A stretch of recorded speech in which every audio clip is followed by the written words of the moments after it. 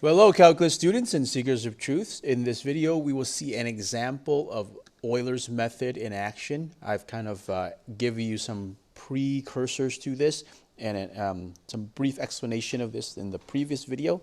Please watch that if you haven't seen that already. Without a further ado, let's get right to this particular example then. And I've drawn in the XY axes here. We're going to use a solution that passes through -1, 2, and we're going to work from there to help us eventually get to a solution or an estimate the value of f of 0. So my scale here, let's set this scale up. We're going from -1 to 0. So I'm going to actually go in increments of 0.25. So this is going to be negative 0.25, negative 0.5, negative 7.5, and then -1 right here, okay? And then on the y direction, I'm going to go by a similar scale. I guess this is going to be half. This here is going to be 1, 1.5, and then 2.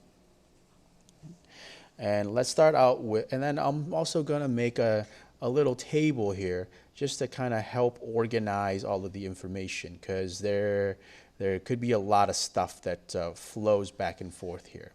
So we're going to have a couple things: the value of x, the value of y, the slope, okay, dy dx, and then the line. Okay, so we're going to call this L of x, or I'll just label this right now, tangent line. Okay, so we're going to start out with -1, 2. And if we take -1 and 2 and input it for x and y, we're going to get a value of 1 squared plus 2 squared, or -2 squared, excuse me. So that gives me a value of -3. Okay. And then using this point here, I'm going to call this L1, the tangent line here. The first tangent line we're going to get has a slope of -3, and it passes through -1, +2. So that's going to be the value of the equation of the tangent line.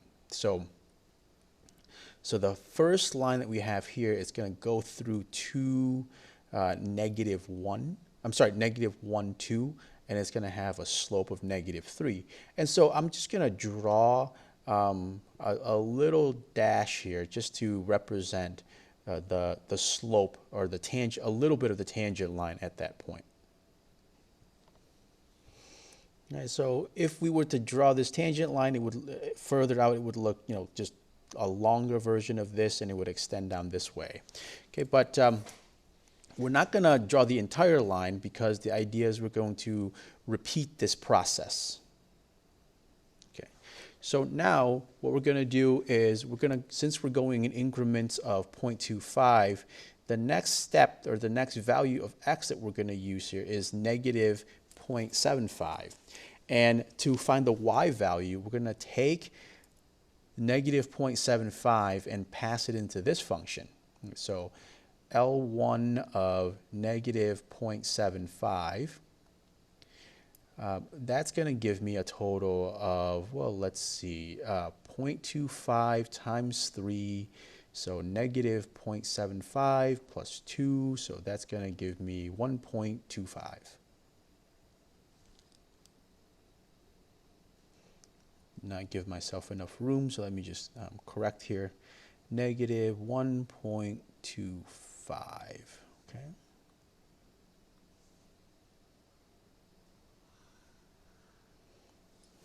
All right. Now, if I keep on going here, if I use -0.75 for x and 1.25 for y, then I'm going to get a dy dx of just simply -1. Okay. And then my second line here is L2 of x is going to be -1 times x plus 0.25, right? Writing the equation 0.75, excuse me, and then plus 1.25. So I'd like to explain a little bit greater depth to how we get these numbers. So it's like we have this first tangent line, and if we were to keep on extending it down to this point here, 0.75, it would be, if we follow this pattern, we would get to this point. It would give us this particular point, right? And then we're going to use this particular point to write the tangent line, which is this particular equation. So it goes through this point. It has a slope of -1, so it's going to look kind of like this, okay? And then we're simply going to repeat this process over and over and over again. So now the next step here is going to be -0.5, excuse me. And then I might as well write the next one. It's going to be -0.25 and then 0.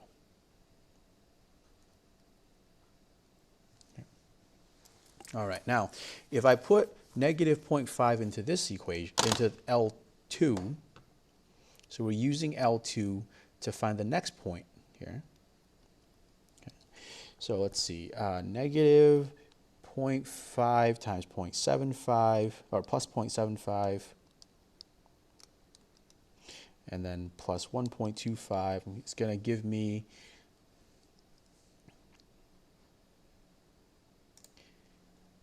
a value of 1. So it's kind of like if I were to follow this blue line here, where I would land is right here. And now I want to find the slope of the point of the tangent line at this green point right here, and then use that to write the equation of the next tangent line.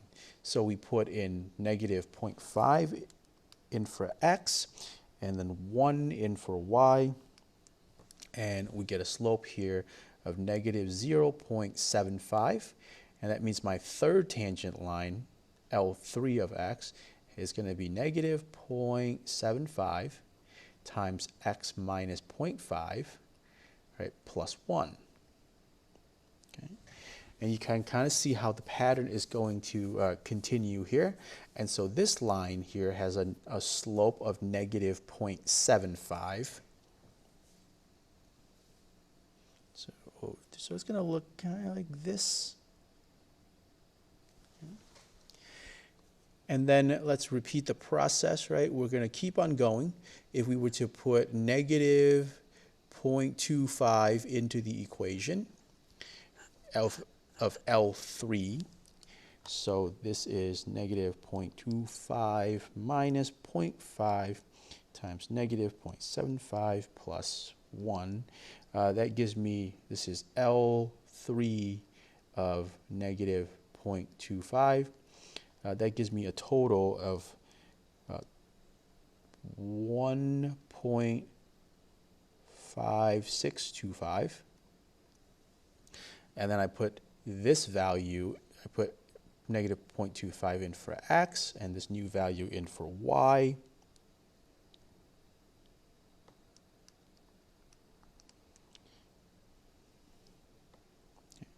And that will help me to get my my second, or my next slope here.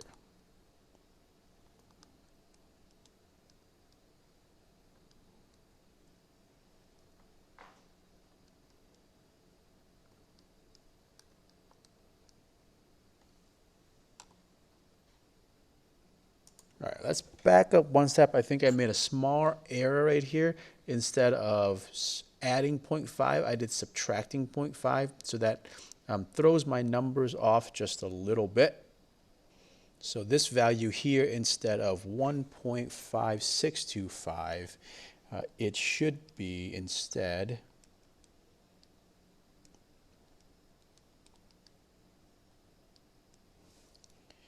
0.8125. So that would be an accurate answer. So this is going to be 0. I'm going to write it down here. 0.8125. Okay, and then taking that information, passing it into the derivative equation, or the differential equation.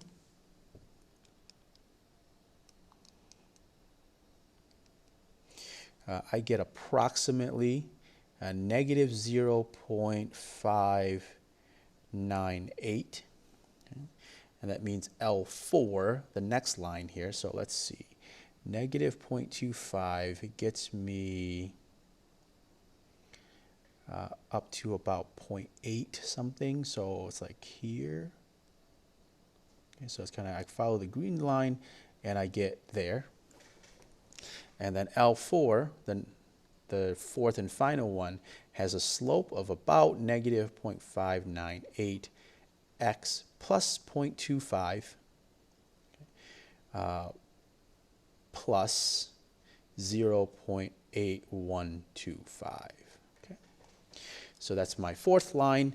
And then finally, once we make it all the way back to 0, when we put 0 into this particular equation, we get about 0.663. Okay, so maybe I should follow the example I said before. This would be L4, L sub 4 of 0, which is 0.663. And so it's kind of like if I follow this, there's a tangent line here that goes through the purple. It has this particular slope. And then if I follow that slope, I'll end up at like this point right here. Whoops, this isn't a great picture here. But it's like I end up here. And if I follow this line, I'll eventually end up like right around here. Okay? So f of 0 is approximately 0.663.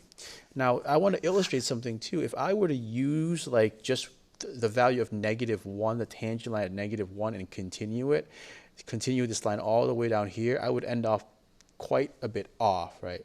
But because I use these in smaller steps, well, I get a pretty nice curve that I can almost draw a curve through.